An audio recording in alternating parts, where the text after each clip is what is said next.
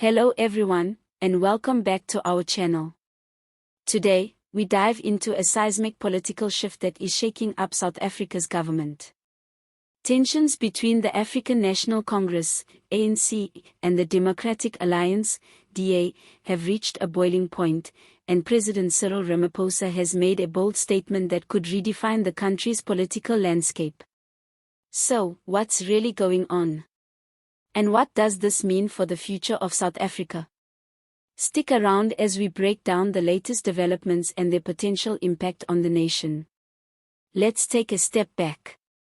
In 2024, the ANC lost its absolute majority for the first time since the dawn of democracy in 1994.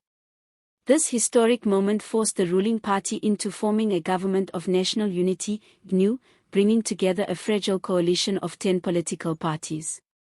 The GNU was supposed to be a new era of inclusive governance, aimed at tackling the country's deep-seated economic struggles, an unemployment rate soaring beyond 40%, and a growing wave of public disillusionment. However, less than a year into this ambitious experiment, the cracks are showing. The DA, South Africa's second-largest party, has positioned itself as the ANC's fiercest critic within the coalition. Led by John Steenhuisen, the DA has been vocal about controversial policies, including the proposed land expropriation without compensation and a looming increase in VAT from 15% to 17%. The VAT hike, the DA argues, will disproportionately burden South Africa's working-class citizens and further widen the country's already stark economic inequality. With fiscal deficits and economic stagnation weighing heavily on the country, any misstep in policy could send shockwaves through the economy.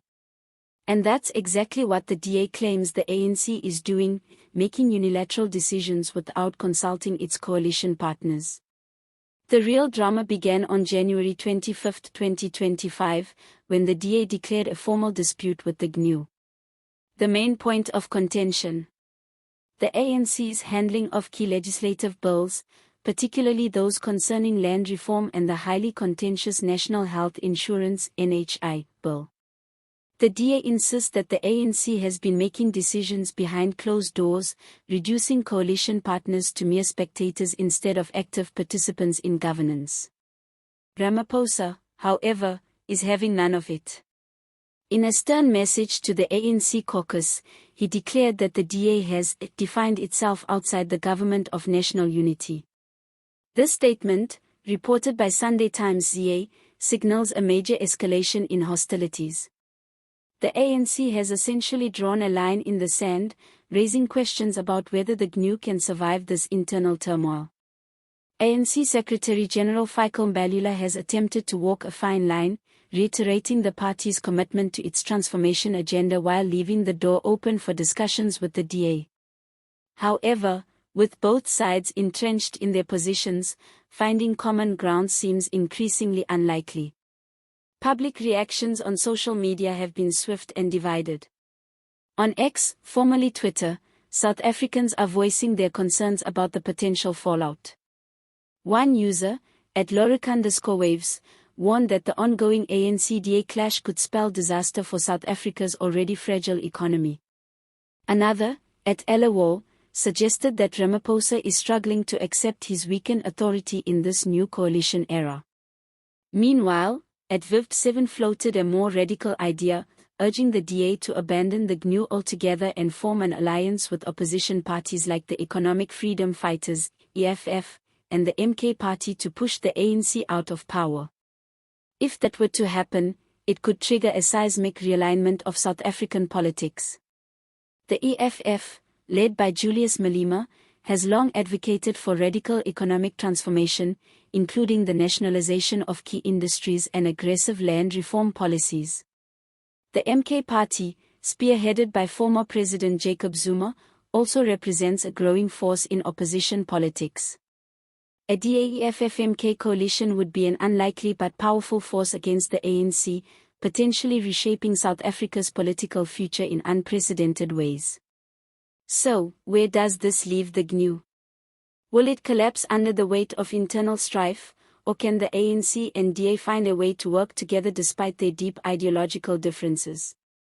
The stakes couldn't be higher. South Africa is facing a host of challenges, from rolling blackouts to crime surges, and a government in gridlock could make matters worse.